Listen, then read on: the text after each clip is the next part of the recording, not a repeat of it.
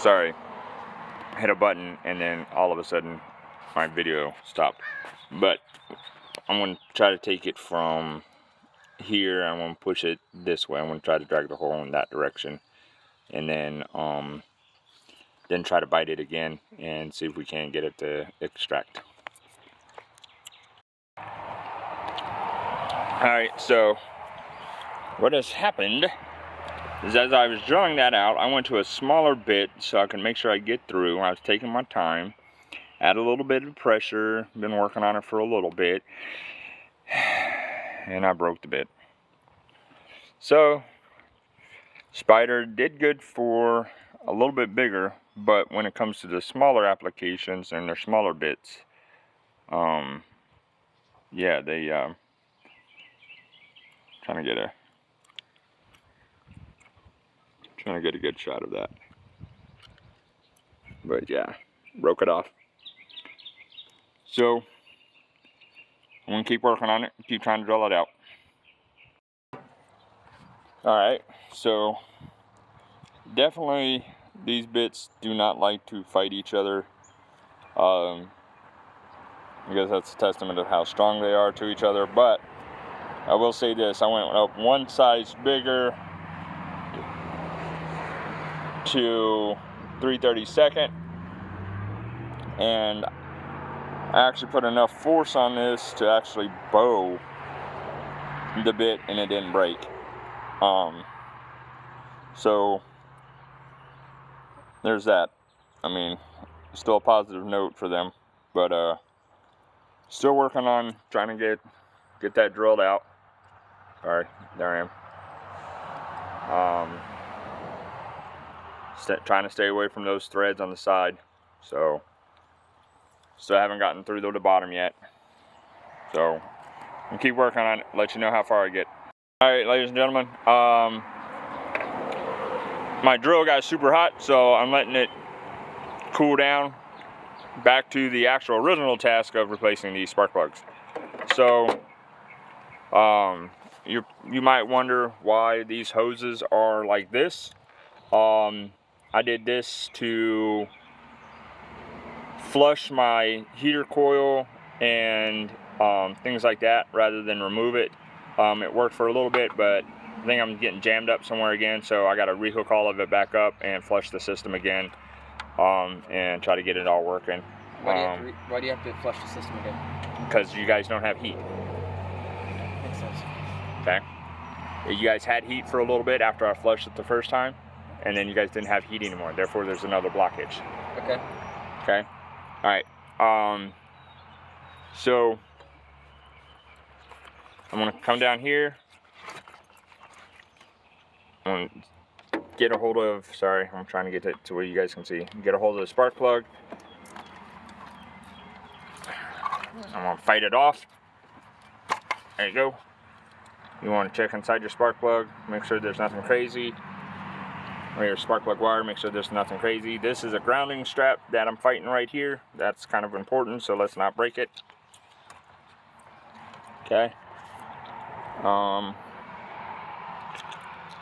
gonna kind of tuck you behind there. And then, yeah, so I got my socket, got my ratchet.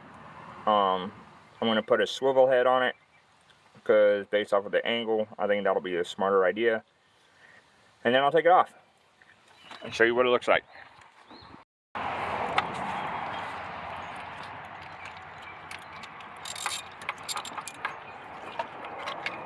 Hold it. See if you can turn it. Lefty loosey. If you can't do it with your fingers, I'm going to show you a trick with your ratchet. Okay, show me the circuits. Alright, put the ratchet back on there. Okay. Okay. Now with one hand, hold this, and the other hand, ratchet. Okay. I got you. There you go. Now you can just spin it with your fingers. See if you can spin it with your fingers. Yeah, look at that. Make sure you're actually on the nut though, you're not spinning midair. Or the spark plug.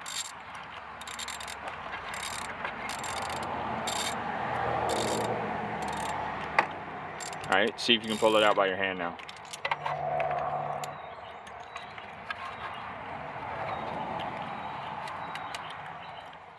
No. It's here. Let me get in there. You got it.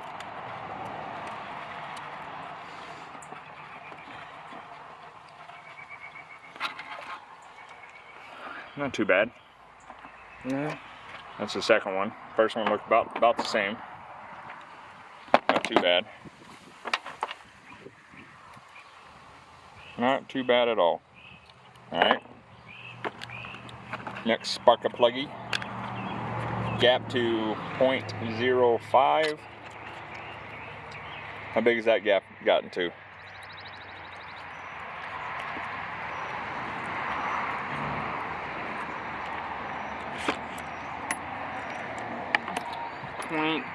.059.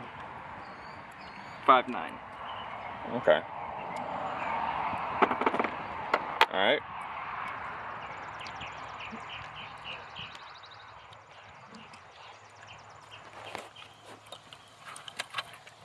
When inserting a spark plug, which end goes into the cylinder?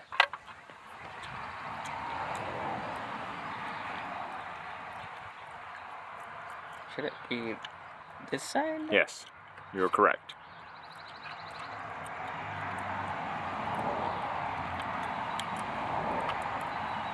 Now this is the importance of putting it in with your fingers first. That way you can feel, like I was able to unscrew quite a bit of it. So that means you should be able to screw it in quite a bit. If it's jamming up, that means something's wrong. Or I'm not doing it correctly.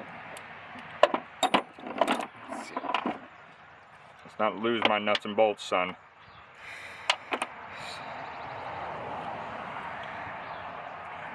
Righty tighty, lefty loosey.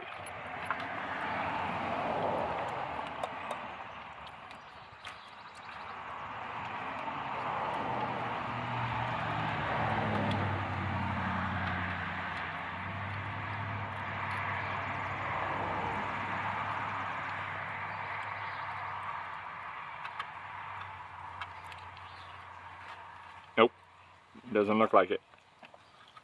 Is it twisting? Yeah. Oh, okay. Looks like it's jammed up.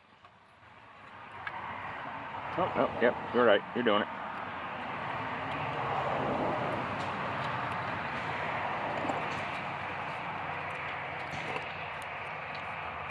Okay.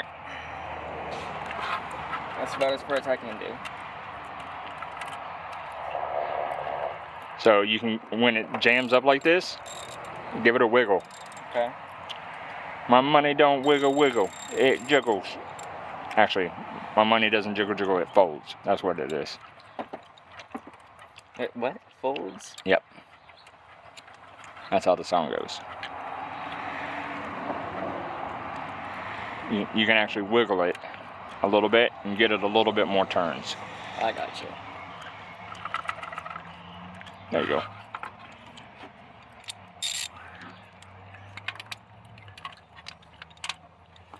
And you're gonna make it German tight. German tight, what do you mean? Guten tight. Oh. Guten tight. German tight. Okay. Alright. Plug her back up.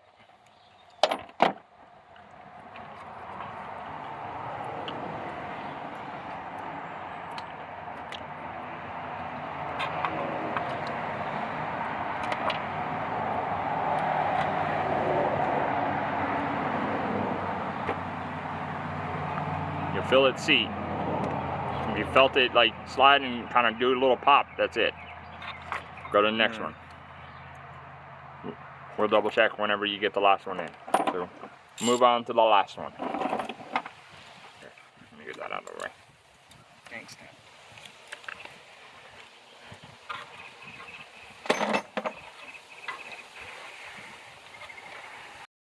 Alright, and the saga continues of this Jeep. As with most Jeeps, one thing leads to another. So,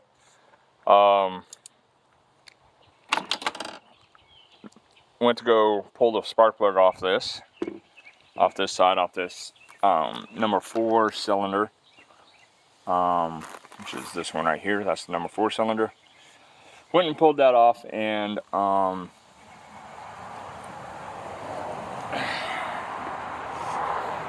whoops, that stayed on the spark plug,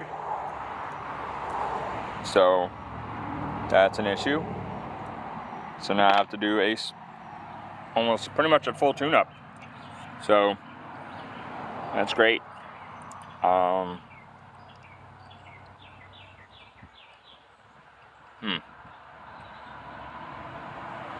Not too sure what's going on there, but looking at that, that shows exhaust, oil, something spitting out. Side note, things that I have done to this: I've had to replace the heads on this, the exhaust headers here. Replace this, but apparently it had been replaced before in the past, and they cross-threaded those bolts on like most of these bolts because they couldn't get them, and so we ended up having to put helicoils in there, and